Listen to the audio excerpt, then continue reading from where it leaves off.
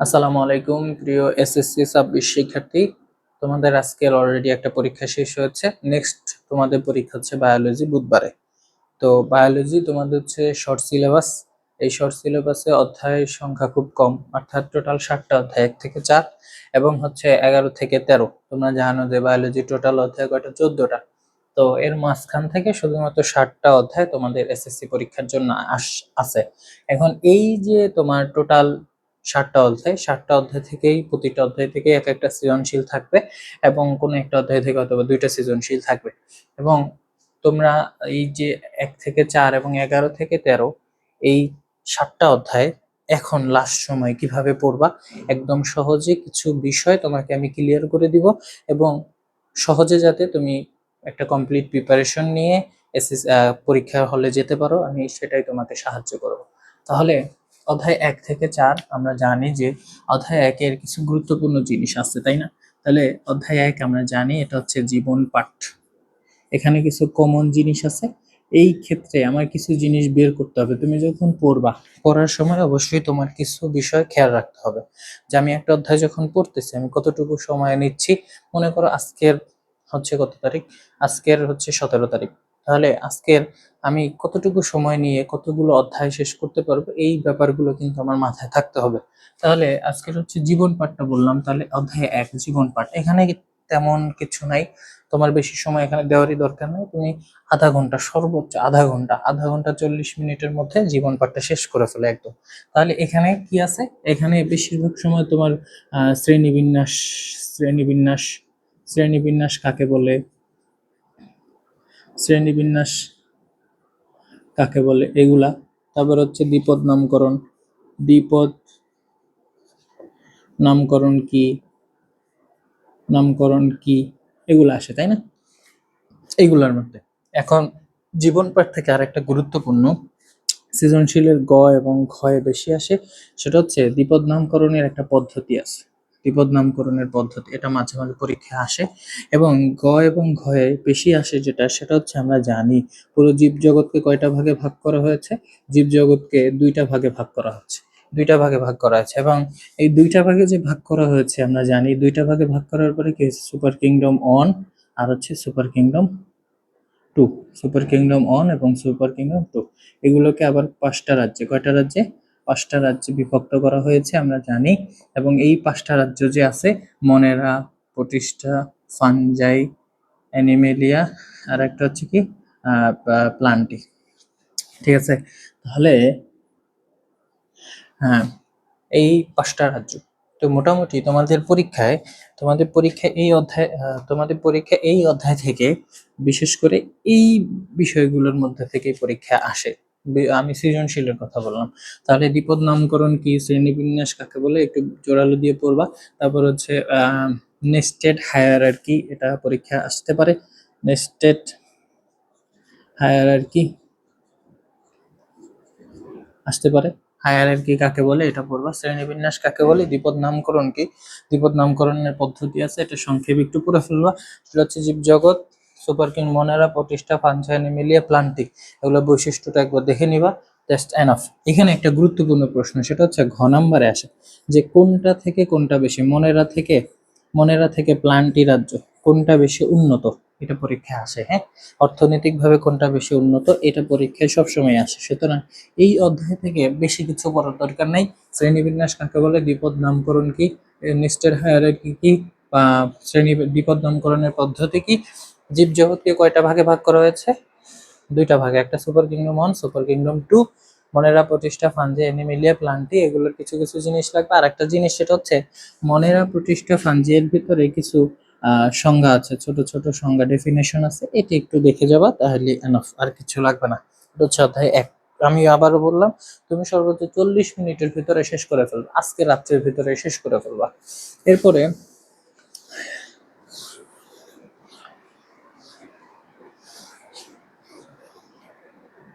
অধ্যায় 2। অধ্যায় 2টা অনেক বড়, তাই না? অধ্যায় 2টা অনেক বড়। অধ্যায় 2টাকে আমি সবসময় বলি দুইটা ভাগে ভাগ করে ফেলবা। অধ্যায় 2কে দুইটা ভাগে ভাগ করে ফেলবা এবং আমার কাছে যতদূর মনে হয় যে অধ্যায় 2 থেকেই হচ্ছে দুইটা সৃজনশীল আসবে। এবং অধ্যায় 2 থেকে সবচেয়ে গুরুত্বপূর্ণ যে বিষয় সেটা হচ্ছে জীবকোষ। জীবকোষ থেকে মোটামুটি বুঝে যাচ্ছে একটা প্রশ্ন আসবে এবং টিস্যু থেকে একটা প্রশ্ন আসবে, ঠিক আছে। টিস্যু থেকে একটা প্রশ্ন, জীবকোষটা মোটামুটি সহজ, টিস্যুটা একটু তোমাদের লেভেলে কঠিন।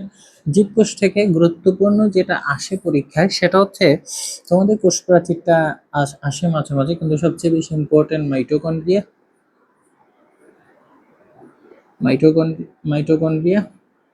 তারপর হচ্ছে কি 2 নম্বরে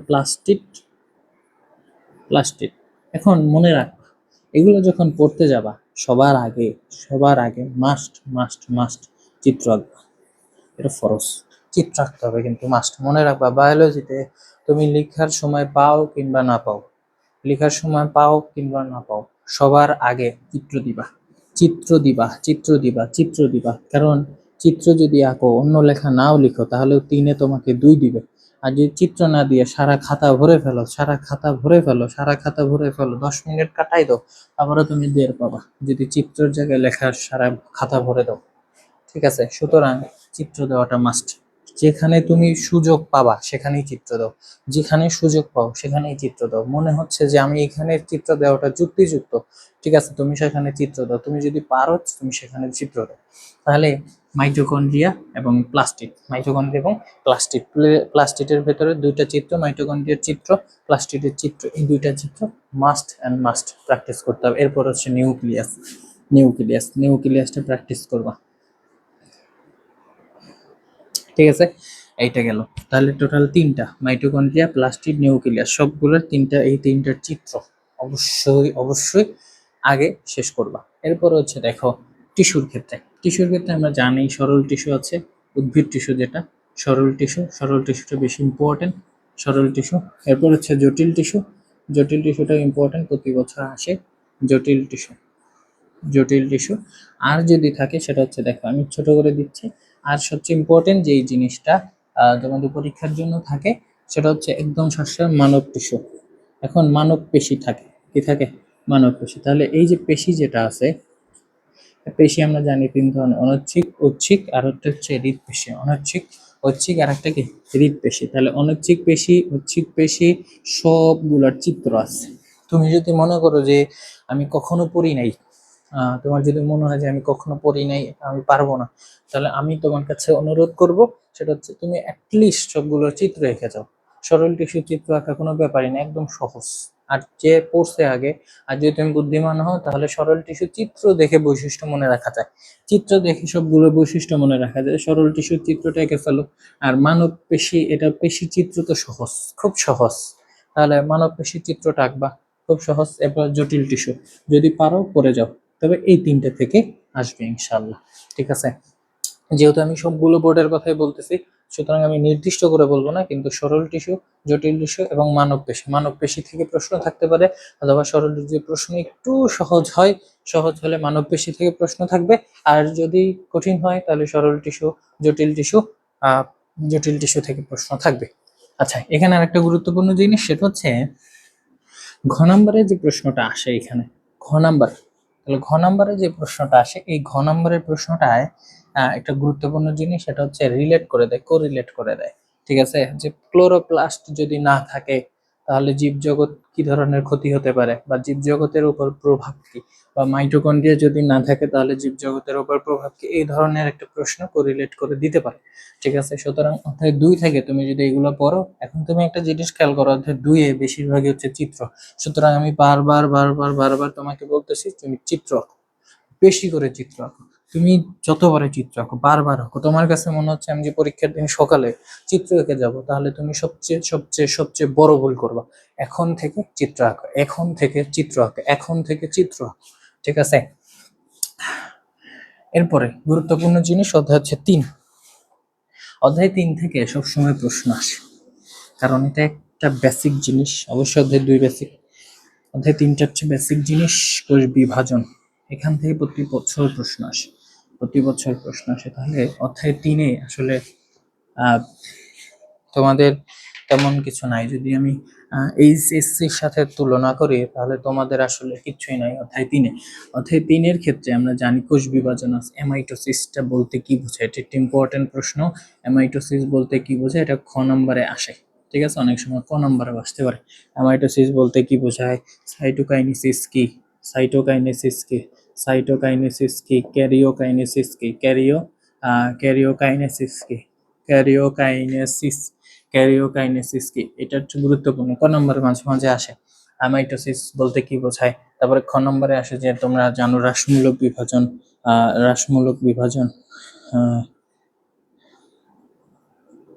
রাসমূলক বিভাজন, তারপর হচ্ছে কি সমীকরণিক বিভাজন, এটা কিন্তু খ নম্বরে আসে। ঠিক আছে, সমীকরণিক বিভাজন বলতে কি বোঝায়, করণিক বিভাজন বলতে কি বোঝায়, তাহলে সমীকরণিক বিভাজন বলতে কি বোঝায়, রাসমূলক বিভাজন বলতে কি বোঝায়। এরপরে এখানে গুরুত্বপূর্ণ গ নম্বরে সাধারণত বেশিরভাগ সময় আসে মাইটোসিস প্রক্রিয়া, গ নম্বরে মাইটোসিস প্রক্রিয়া আসে। মাইটোসিস প্রক্রিয়ার যে ধাপগুলো তোমরা জানো, এই মাইটোসিস প্রক্রিয়ার ধাপটা মাঝে মাঝে ঘ নম্বরে আসে। আর ঘ নম্বরে হচ্ছে গুরুত্ব আসে, এই অধ্যায় থেকে প্রশ্ন এইরকমই আসে, গুরুত্ব আসে ঘ নম্বরে, হয় মাইটোসিস নাহলে মিওসিস, মিওসিসের গুরুত্ব দিতে পারে, মিওসিসের গুরুত্ব দিতে হয় বংশানুক্রমে বা তোমার বংশ সৃষ্টিতে মিওসিসের গুরুত্ব এটাও দিতে পারে। আর গ নম্বরে হচ্ছে ধাপ দিবে, গ নম্বরে ধাপ দিবে, সুতরাং গ নম্বরে চিত্র, গ নম্বরে কি চিত্র, এখানে prophase, metaphase, anaphase, telophase, anaphase এবং টেলোফেজটা একটু ভালো করে আঁকবা, পড়বা, অ্যানাফেজ, অ্যানাফেজ আর হচ্ছে টেলোফেজ, মেটাফেজ, মেটাফেজ, তাহলে মেটাফেজটা একটু গুরুত্বপূর্ণ, তাহলে এই তিনটে বেশি গুরুত্ব দেবো, আমি বলতেছি না বাকিগুলো দিব না, অবশ্যই দেবা, চিত্র সহ তিনটে পাঁচটা আঁকার চেষ্টা করবা, অ্যাটলিস্ট মনে থাকবে। তাহলে মেটাফেজ, অ্যানাফেজ, টেলোফেজ সবগুলো চিত্র আঁকবা, এটা মাস্ট। মেটাফেজ, অ্যানাফেজ, টেলোফেজ এই তিনটা ফরস, এই তিনটা পরে যাবে, যাবাই যাবাই যাবাই যাবে। ঠিক আছে, এরপরে ঘ নম্বরে আগে বলে দিচ্ছি গুরুত্ব আসে, ঘ নম্বরে কি আসে, গুরুত্ব আসে। ঠিক আছে, আচ্ছা, এরপরে হচ্ছে অধ্যায় 4। ওকে, অধ্যায় 4-এ কি আছে, অধ্যায় 4, অধ্যায় 4-এর ক্ষেত্রে দেখো, অধ্যায় 4-এ, অধ্যায় 4-এ দেখো, অধ্যায় 4-এর ক্ষেত্রে তোমরা সালোক সংশ্লেষণ আর হচ্ছে শোষণ, সালোক সংশ্লেষণ, সালোক সংশ্লেষণের ক্ষেত্রে পর্যায়টা আসে অথবা ব্যাখ্যাটা আসে, সালোক সংশ্লেষণ প্রক্রিয়াটা আসে, প্রক্রিয়া আসে, হ্যাঁ, প্রক্রিয়াটা ব্যাখ্যা করতে বলে অনেক সময়, প্রক্রিয়াটা। আর একটা হচ্ছে গুরুত্ব, গুরুত্ব আসে। ঠিক আছে, গুরুত্ব আসে।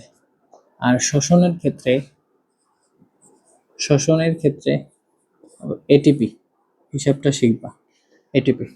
ঠিক আছে, একবার শিখলে হবে, এটিপির হিসাবটা শিখবা। আর হচ্ছে গুরুত্বপূর্ণ শোষণের গুরুত্ব আসে, এটা কিন্তু খুব গুরুত্বপূর্ণ, শোষণ, শোষণের গুরুত্ব, শোষণের গুরুত্ব, শোষণের গুরুত্ব, তাহলে শ্বসনের গুরুত্বটা আসবে, ইম্পর্টেন্ট এটা। এরপর হচ্ছে কি বললাম, এটিপির হিসাবটা বের করবা, আর এখানে প্রক্রিয়া আর হচ্ছে গুরুত্ব, এটা যদি জানো মোটামুটি তোমার গ এবং ঘটা হয়ে যাবে।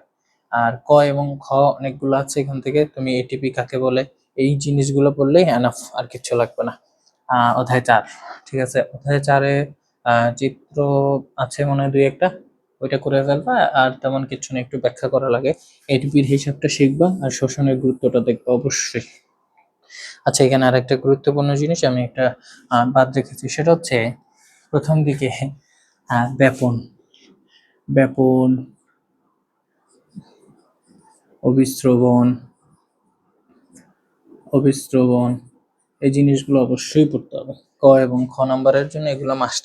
এগুলো ব্যাপন, অবিস্রবণ বলতে কি বোঝায় পড়বা। এবং সবচেয়ে গুরুত্বপূর্ণ সেটা হচ্ছে প্রসাধন, পুরা প্রসাধন থেকে একটা সৃজনশীল হতে পারে। ঠিক আছে, পুরা প্রসাধন থেকে একটা সৃজনশীল হতে পারে, তাহলে প্রসাধনটা পড়বা, প্রসাধনটা পড়বা, প্রসাধনটা পড়বা, শোষণের প্রসাধনটা পড়বা, অবিস্রবণের সংজ্ঞাগুলো পড়বা, ব্যাপনের সংজ্ঞা, প্রসাধনটা গুরুত্ব দিয়ে পড়বা, প্রসাধনটা গুরুত্ব দিয়ে পড়বা। তারপর হচ্ছে সালোক সংশ্লেষণটা পড়বা, সালোক সংশ্লেষণ, এটিপি, শোষণ, শোষণের গুরুত্বটা বেশি দিয়ে মন দিয়ে পড়বা। ঠিক আছে, প্রক্রিয়া গুরুত্ব, যেহেতু আমি সব বোর্ডের কথা বলতেছি এই কারণে এটিপি আসবে, কিছু বোর্ডে শোষণের গুরুত্ব আসবে। ঠিক আছে, গ নম্বরে সাধারণত এটিপির হিসাব আসে, গ নম্বরে গুরুত্ব আসে। ঠিক আছে, আর যদি গ নম্বরে তোমার প্রক্রিয়া দেয়, প্রক্রিয়া দেয় তা গ নম্বরে গুরুত্ব দেয়, সুতরাং সবকিছু হিসাব করে পড়া উচিত। ঠিক আছে, এগুলো পরে এখন ছোট করে ফেলবা, একদম অল্প করবা, তাহলে এনাফ, আর কিছু লাগবে না। তাহলে এরপরে হচ্ছে অধ্যায় তোমাদের 1 থেকে 4, এরপরে অধ্যায় 11, 12 এবং 13, তাই না? অধ্যায় 11তে আসলে জীবের প্রজনন। এখানে কিছু জিনিস, একদম সহজ জিনিস, জীবের প্রজনন খুবই সহজ, খুবই সহজ, খুবই সহজ। সেটা হচ্ছে জীবের প্রজননে, গ্যামিটোফাইট, একদম একটা হচ্ছে চিত্র, এ মাস্ট। অধ্যায় 11-র চিত্র ফরস, চিত্র ফরস অধ্যায় 11-র, এখানে কোনো কথা হবে না, ঠিক আছে? সবগুলোর চিত্র আছে। পুংগেমেটোফাইট, পুংগেমেটোফাইট, আর হচ্ছে স্ত্রী গেমেটোফাইট। ওকে, স্ত্রী গেমেটোফাইট দেখলাম সংক্ষেপে। তার পুংগেমেটোফাইট এবং স্ত্রী গেমেটোফাইট, এবং তারপরে কি হবে, নিষেক হবে। তো দুইটাই তৈরি, স্ত্রী পুংগেমেটোফাইট তৈরি করা শেখা লাগবে, স্ত্রী গেমেটোফাইট তৈরি করা শেখা লাগবে, এবং লাস্ট হচ্ছে নিষেক। তো তোমাদের পরীক্ষা সবচেয়ে বেশি আসে হচ্ছে পুংগেমেটোফাইট আর নাহলে স্ত্রী গেমেটোফাইট, দুইটারই চিত্র আছে, খুব ইম্পর্টেন্ট। চিত্রগুলো আঁকতে হবে, চিত্রগুলো আঁকতে হবে, চিত্র না আঁকলে হবে না। সুতরাং পুংগেমেটোফাইট এবং স্ত্রী গেমেটোফাইটের সবার আগে চিত্র আঁকবা, ঠিক আছে? এরপরে যা কিছু হবে এরপরে নিষেক শিখবা, ঠিক আছে? তোমাদের মানব যেহেতু নাই, মানব অংশটা নাই এই অধ্যায়ে, তাহলে এর আগ পর্যন্ত পুংগেমেটোফাইট, স্ত্রী গেমেটো এটাই আসবে, এছাড়া বাইরে কিছু আসার মতো নাই, ঠিক আছে? আরেকটা জিনিস, সেটা হচ্ছে পরাগায়ন, খুব ইম্পর্টেন্ট, পরাগায়ন, ঠিক আছে? ফুলের অংশ, ফুলের স্তবক, ফুলের স্তবক, ফুলের স্তবকটা খুব সহজ। যে পুংগেমেটোফাইট পারে সে ফুলের স্তবক পারবে, যে স্ত্রী গেমেটোফাইট পারে সে ফুলের স্তবক পারবে, ঠিক আছে? একদম সহজ জিনিস। একটা ফুলকে আমরা যখন দেখি, একটা ফুল একটা জায়গায় দাঁড়িয়ে থাকে অক্ষের উপরে, তাই না? পুষ্পাক্ষ। তারপর যে অংশটা আমি ধরি এটা হচ্ছে বৃন্তল বা বোটা, তাই না? তারপর হচ্ছে পাশে যে পাতাগুলো থাকে, তারপরে হচ্ছে পাপড়ি থাকে, পাপড়িগুলো কি বলা হয়, দলমণ্ডল। তাহলে এই জিনিসগুলা সহজ জিনিস। স্তবক অবশ্যই চিত্র আঁকবা, অবশ্যই। আর পরাগায়ন, স্বপরাগায়ন এবং পর পরাগায়নের পার্থক্য শিখবা, স্বপরাগায়ন এবং পর পরাগায়নের পার্থক্য শিখবে, এটা ফরজ। স্বপরাগায়ন, স্বপরাগায়ন, পরাগায়ন এবং পর পরাগায়নের পার্থক্য মাস্ট, পর পরাগায়নের পার্থক্য, ঠিক আছে? স্বপরাগায়ন এবং পর পরাগায়নের পার্থক্য শিখবা। ফুলের স্তবকটা সহজ, চিত্র দেখেই শিখতে পারবা। আর ফুলের স্তবকের ভিতরে, এইখানের ভিতরে অনেক লেখা ফুলের স্তবকের ভিতরেই থাকে। সুতরাং পুংের গ্যামেটোফাইট এবং স্ত্রী গ্যামেটোফাইটটা শিখে ফেলবা, শেষ। এরপর হচ্ছে তোমাদের 12 নম্বর অধ্যায়। 12 নম্বর অধ্যায় জীবের বংশগতি এবং জৈব অভিব্যক্তি। এখানে জীবের বংশগতি থেকে ফরজ যেটা, সেটা হচ্ছে তোমরা জানো ডিএনএ চিত্র, ডিএনএ চিত্রটা মাস্ট, এটা আঁকবা সবসময়। ডিএনএ চিত্র থাকবে, এটা 100% শিওর। ডিএনএ চিত্র অধ্যায় 12, অধ্যায় 12 থেকে সবার আগে ডিএনএ চিত্র আঁকবা, ডিএনএ চিত্র আঁকবা, এটা মাস্ট। অধ্যায় 12 থেকে ডিএনএ চিত্র মাস্ট, ঠিক আছে? এরপরে গুরুত্বপূর্ণ যে জিনিসটা, সেটা হচ্ছে তোমার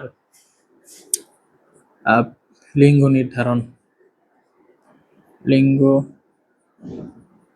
নির্ধারণ, ঠিক আছে? ডিএনএ চিত্র, লিঙ্গ নির্ধারণ, কালার ব্লাইন্ড একটু পড়বা, কালার ব্লাইন্ড। আচ্ছা, এখানে আর একটা গুরুত্বপূর্ণ জিনিস, সেটা হচ্ছে প্রতিলিপন, প্রতিলিপন, প্রতিলিপন। এই অধ্যায়টা খুব সহজ, এই অধ্যায়টা খুবই সহজ। এখানে চিত্র আছে, প্রতিলিপনের চিত্র আছে, প্রতিলিপনের চিত্রটা শিখবা, ডিএনএ চিত্র আঁকা শিখবে, এগুলো মাস্ট। তুমি এখানে 3-এ 2.5 পাবা যদি চিত্র ভালো করে আঁকো, সুন্দর করে যদি চিত্র আঁকতে পারো তুমি 3-এ 2.5 পাবা। আর হচ্ছে লিঙ্গ নির্ধারণ যেটা, এটারও হচ্ছে যে ডায়াগ্রাম আছে, কালার ব্লাইন্ড এটারও হচ্ছে ডায়াগ্রাম আছে, সুতরাং ডায়াগ্রাম শেখা লাগবে। এগুলো সহজ পড়া, এগুলো খুব তাড়াতাড়ি তুমি শেষ করতে পারবা। ডায়াগ্রাম আছে, চিত্র আছে, এইগুলো তুমি তাড়াতাড়ি শেষ করতে পারবা। মুখস্থ পড়া যখন ধরবা তখন তোমার সময় বেশি লাগবে। সুতরাং চেষ্টা করবা যেগুলোতে চিত্র বেশি ওগুলো বারবার পড়ার, ঠিক আছে? আর হচ্ছে এ অধ্যায়ে আর তেমন কিছু পড়ার দরকার নাই। আর অধ্যায় 13 আর কিছু বলবো না। অধ্যায় 13 সম্পর্কে তোমার ধারণা আছে। অধ্যায় 13টা একদম সহজ, এটা আসলে কিছু বলার নাই, ঠিক আছে? এটা তুমি বানাইও লিখতে পারো। সুতরাং এই হচ্ছে টোটাল তোমাদের বায়োলজি। এই অধ্যায়গুলো যদি তুমি চাইলে, তুমি যদি চাও এখন রাত্র থেকে শুরু করে একদম আগামীকাল, তোমার আগামীকাল বিকেল বা রাত পর্যন্ত তুমি অধ্যায়গুলো শেষ করে ফেলতে পারবে, ঠিক আছে? এরপরের দিন তুমি আবার রিভাইজ দিতে পারবে। সুতরাং এগুলো কোনো ব্যাপার না। যারা একবারেই পড়ে নাই তাদের কথা আমার কাছে একটাই কথা, সেটা হচ্ছে আমার সাজেশন, তোমরা চিত্র বেশি বেশি আঁকবা। যত চিত্র আঁকবা তোমার নাম্বারটা তো বাড়বে, ক এবং খ আলাদাভাবে খেয়াল করবা, এই জিনিসগুলো যাতে তোমার মিস না হয়, ঠিক আছে? আর হচ্ছে হ্যাঁ, তোমার গুরুত্বপূর্ণ যে জিনিস সেটা হচ্ছে গ এবং ঘ এর জন্য চিত্র বেশি বেশি আঁকবা।